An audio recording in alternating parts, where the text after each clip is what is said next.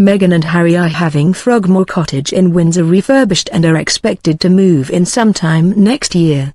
However, long before the royal couple set their sights on it, one of Queen Victoria's closest aides used to call the cottage home until her death in 1901.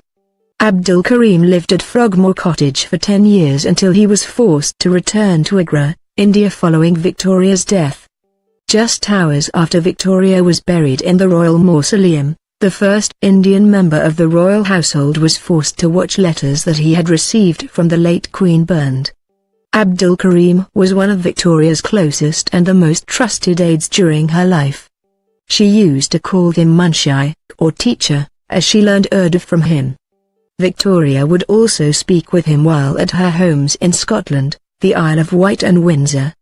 Read more: what is really going on with Meghan Markle and Kate Middleton? Duchess left in tears. The Queen often brought visiting European royals to visit him and his wife Kadia for tea. However, the closeness of the two was seen negatively by the UK establishment and some members of the Queen's family caused by racism and jealousy. Shrabani Basu, who wrote the 2010 book Victoria and Abdul, The True Story of the Queen's Closest Confidant, said, "It was early morning and just hours after her funeral. Queen Alexandra and Princess Beatrice were standing there and a lot of guards, and they ordered a raid on his house and all his letters were taken and burned. It was a bit of dark history. It was a heartbreaking moment in Abdul's life." Victoria had allowed her friend to decorate the cottage however he wanted. Ms. Basu said, "I imagine it was very beautiful and he filled it with beautiful objects he was given by European royalty. I'm sure it was full of exotic things. She would bring European royalty with her to visit.